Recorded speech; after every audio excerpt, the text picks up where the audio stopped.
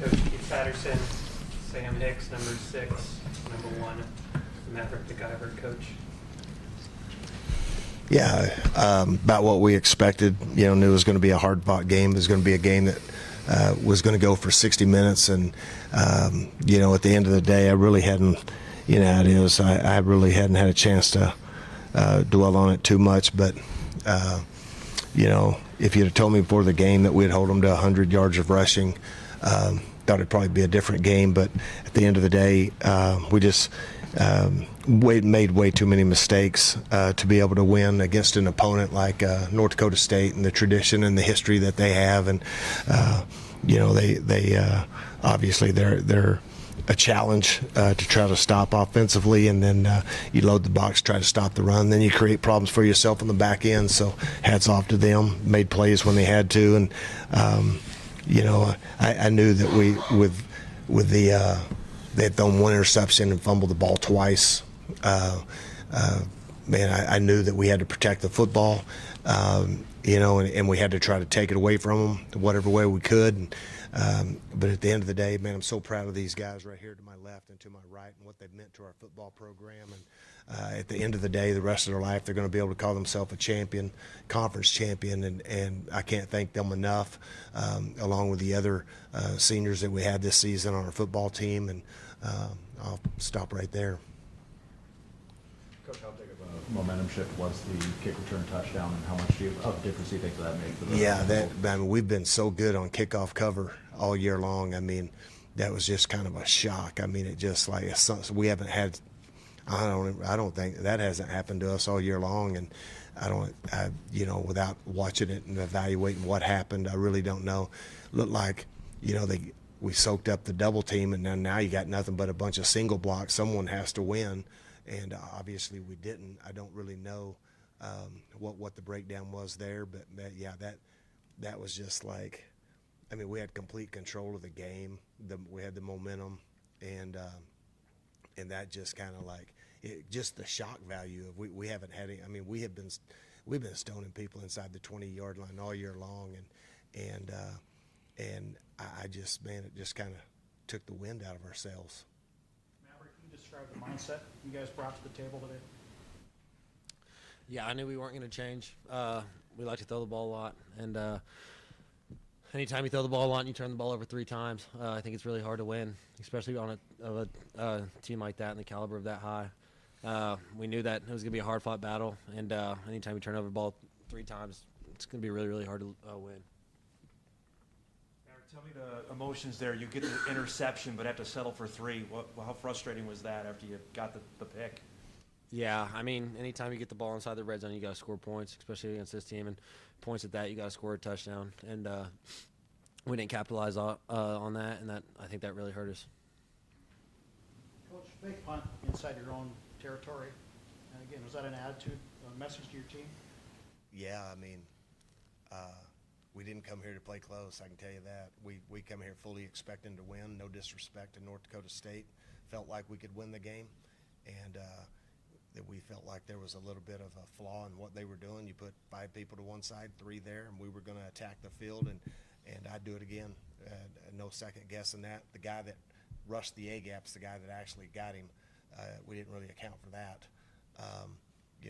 We knew that the guy, if he did come with him, I mean, he wasn't going to be able to catch Nehemiah, but he got. Shout out to the boys up front, man. All season, all practice, all week, we've been working hard, executing. It's all about execution, and I knew if I had that grasp, I'm taking it to the crib. I'm not getting caught at all. I'm gonna make that count. We're not gonna call another play. Like what Coach said, man, and Mav said, we came in here with a mentality to win, and that whole drive. We came with some message. It's like we not no punks, none of that. We're a team from South, but we don't bow down from nobody. So. Maverick, you came to ACU to put them on the map. You feel like you've done that with the 3 years in conference championship and the play you had here today? I mean, yeah, you hate to see us lose in the second round of the playoffs. I think this year has been, and the future's bright. Coach, did they make something up defensively? At first couple drives there, you guys were going up and down the field, and obviously his big run, and then there's a kind of a middle stretch there where they made some stops on you. And Yeah. they take back the lead. Yeah, without watching the game, it's really hard to I think it looked like to me they started playing with a little bit more intensity maybe. And we just never got into a rhythm. It's really important for us to get that first down of a new series, and I don't feel like we ever really got into a rhythm. And then, like I said, we have the fake punt, and we have the kickoff return for a touchdown, and I was just trying to do anything I could to generate some momentum. Like you said, 4th and 13 in your own territory, people aren't probably sitting there going, "Hey, watch the fake." But hey, we like I said, we came here and man, I just sit here and I look at some of the numbers. I mean, if you'd have told me, hey, you're going to hold them 1 for 10 in the last 2 weeks, we've had 7 third downs converted to get out of 40 attempts in the last 3 weeks. They were 1 for 10 on third down. Am I seeing that correctly? Yeah, that's right. I mean, and we hold them to 100 yards. That's why I don't gamble. Geez Louise, like I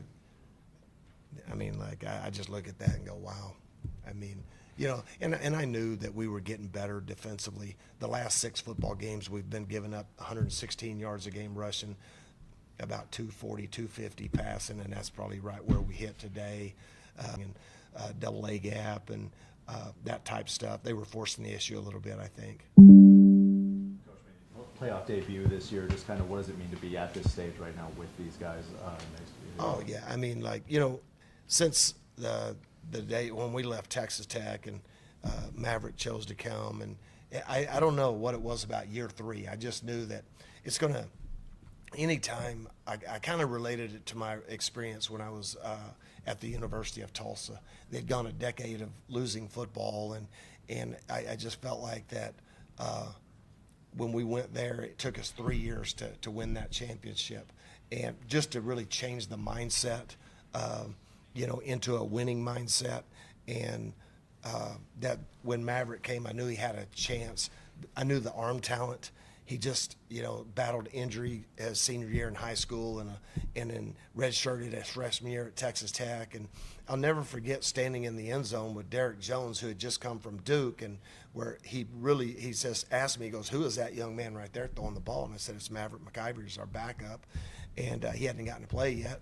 And then here comes COVID, and then we come out of COVID, and we're having a fall scrimmage. I think it was a fall scrimmage, if I'm not mistaken, and gets a Liz Frank injury.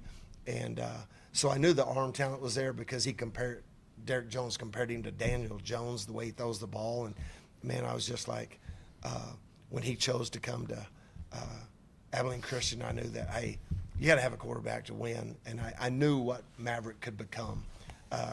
And when you look at his numbers and what he's done here over the 3 years, I think it's pretty evident. You bet. Thank y'all. Thank you.